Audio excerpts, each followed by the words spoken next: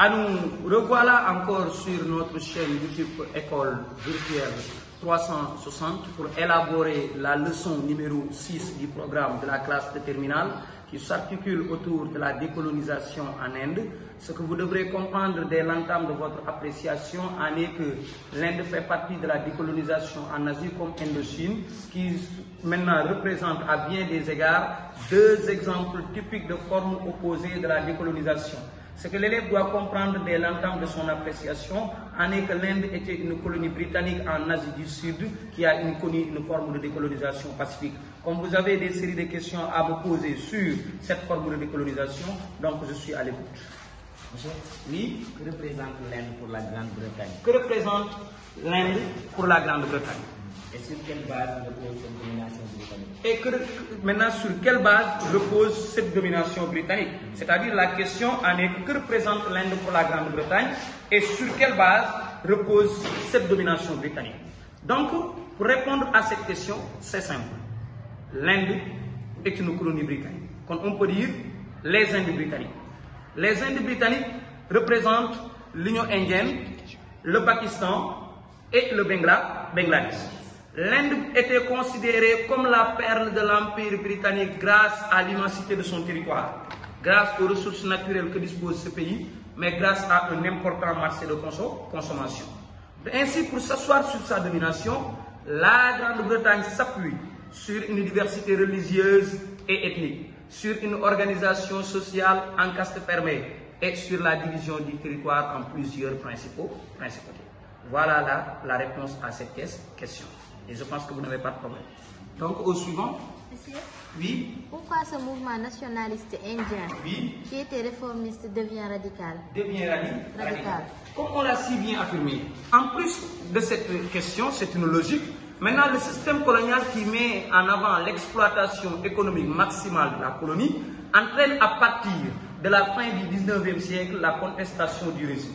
Maintenant, cette dernière est au début animée par des intellectuels indiens et la participation des cadres à l'administration territoriale de la colonie vont donner naissance à deux partis politiques. Les deux partis politiques sont le Parti du Congrès national indien créé en 1885 et la Ligue musulmane sous la houlette de Mohamed Ali Jinnah. Et pour rendre rigoureuse l'argumentation, il faut comprendre que ce mouvement nationaliste était au début réformiste, mais devient radical après la Première Guerre mondiale face à l'immobilisme et le refus de la Grande-Bretagne de tenir ses propres promesses. Maintenant, cela va donner naissance à des manifestations sur l'abrogation des lois exécutives qui engendrent en mars-avril 1919 le massacre d'Amritsar qui a causé 400 morts et 1200 blessés. Dès lors, le grand défenseur de la coopération avec la Grande-Bretagne, qui est Mohandas Karamchand alias Gandhi, dirige désormais le mouvement de libération et revendique le self-gouvernement. Mais ce que l'élève doit comprendre en est que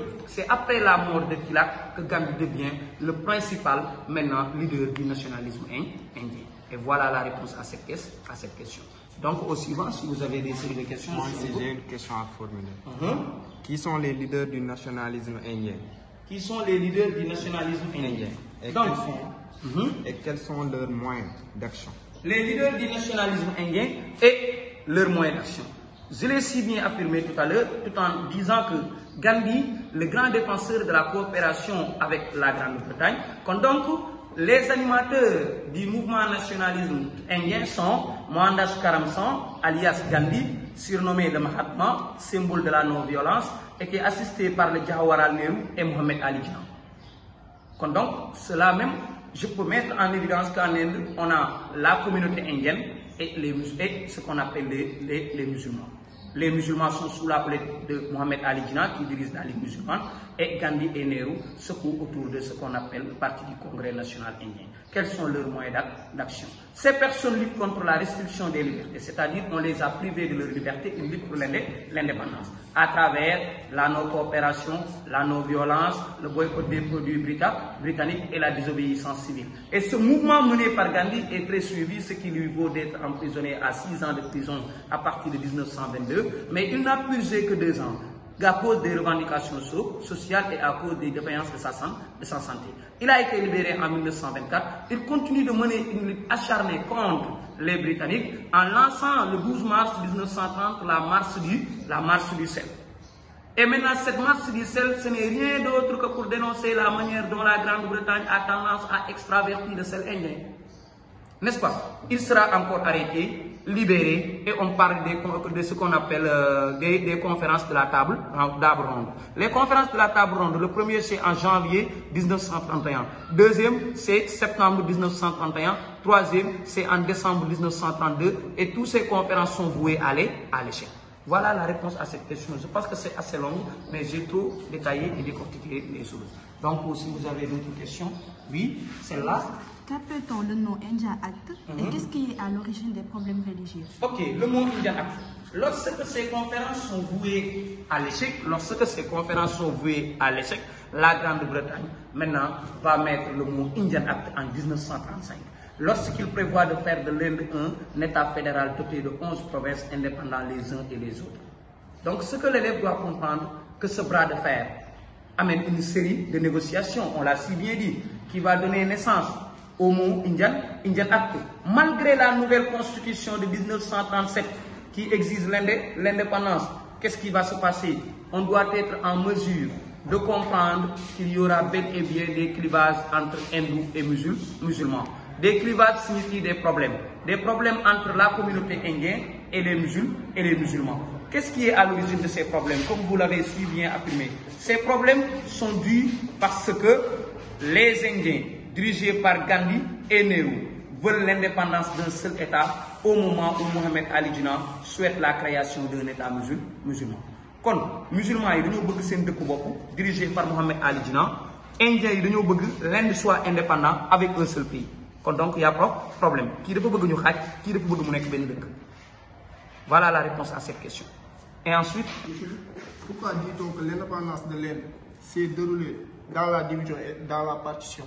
Et dans la division et dans la partition. Ok. Il faut comprendre que durant la Seconde Guerre mondiale, les problèmes entre les hindous et les musulmans persistaient de plus en plus. En 1942, c'est le parti du Congrès qui va lancer le mot d'ordre Quitte India. Quitter l'Inde. N'est-ce pas? Nous voulons notre indépendance en contrepartie d'un soutien. Jox leen indépendance ba pare accompagner leen ci soutien. Loolu lañ bëggoon. Donc Churchill qui est Churchill là? Qui est Churchill? Qui est Churchill? Était non. Homme d'État britannique. Maintenant, il était le premier ministre de la Grande-Bretagne. C'est Winston Churchill qui a promis aux Indiens d'attendre la fin de la Seconde Guerre mondiale pour obtenir leur indépendance. N'est-ce pas? Donc, pendant tout ce temps, Gandhi était mis en résidence surveillée. Après la guerre, Churchill est remplacé par Clement Attlee. Churchill a participé à la conférence de Yalta. Il a débuté la conférence de Potsdam, mais au cours du mois de juillet 1945, Churchill est remplacé par Clement Attlee. C'est Clement Attlee qui va nommer un vice-roi. Et ce vice-roi s'appelle Lord Mountbatten. C'est Lord Mountbatten qui se charge de gérer la transition de l'Inde jusqu'à ce que le pays devienne indépendant. Mais dans la division, on a l'Union indienne et le Pakistan. Et cela a laissé une pomme de discorde entre ces deux pays, entre 46 et 47. Gandhi avait été assassiné en 1948 par un jeune fanatique du pays. Donc regardez, le Pakistan va avoir des problèmes entre l'Ouest et l'Est. Et cela est à l'origine de la création de Bangladesh en 1971. Je vous demande, chers élèves, de vous repérer sur un document. Un document, suivez bien, un document intitulé Le bac en poche, dont l'auteur, ou bien le document est réalisé par un professeur d'histoire et de la géographie du lycée Lamine Gueye. Il s'appelle Moussa Talla Gueye. C'est un brillant prof d'histoire géo que je salue de passage. Donc, dans son document, on constate qu'il y a un exercice où il parle de la non-violence. L'exercice est l'œuvre, ou bien les sources on dit, c'est un exercice mis en place par Gandhi, c'est-à-dire l'auteur est Gandhi, l'auteur du document est Gandhi, tous les hommes sont des frères, édition Gallimard. Donc là-bas, on a posé ces genres de questions. Présenter Gandhi en donnant sa nationalité, sa fonction et deux événements auxquels il s'est illustré. Qui est Gandhi? Gandhi, 1869-1948, est un penseur, homme politique et dirigeant nationaliste indien qui a joué un rôle déterminant dans la lutte pour l'indépendance de l'Inde sous l'Empire britannique. Il s'est illustré sur la marche du sel en 1930 et sur le mot d'ordre Quitte India en 1942. De façon ramassée, voilà la présentation de Gandhi. Les moyens de lutte, on l'a cité, non-violence, non-coopération, boycott des produits britanniques et la désobéissance civile. Pourquoi il y a problème entre hindous et musulmans? Parce que les Indiens dirigés par Gandhi et Nehru veulent la création d'un seul État et Mohamed Ali Jinnah souhaite la création d'un État musulman. Quel est l'impact sur l'évolution de l'histoire de l'Inde? L'Inde sera indépendante le 15 août 1947, mais il sera divisé en deux, l'Union indienne, le Pakistan Est et Ouest vont avoir des problèmes jusqu'à la création de Bangladesh en 1971. Donc, si vous voyez, ce n'est pas une leçon tellement compliquée. Il suffit tout simplement de maîtriser les événements. Comment? Qu'est-ce qui est, comme vous l'avez si bien dit, qui avait colonisé l'Inde? Pourquoi la Grande-Bretagne avait donné de l'importance à l'Inde? N'est-ce pas? Et sur quelle base repose cette domination britannique? Comment est le système anglais qui est indirect? Comment les Indiens ont fait pour mettre en place, c'est-à-dire des partis politiques? Et qu'est-ce qui rend c'est-à-dire qu'est-ce qui radicalise le mouvement nationaliste? Qui sont ces animateurs? Indiquer pourquoi, comment, n'est-ce pas? Qu'est-ce qui est à l'origine du mot interact? Pourquoi des problèmes entre Indiens et musulmans? Et cela va donner naissance à quoi? L'indépendance dans la division. Et la prochaine fois, on va établir la leçon importante sur l'Indochine française.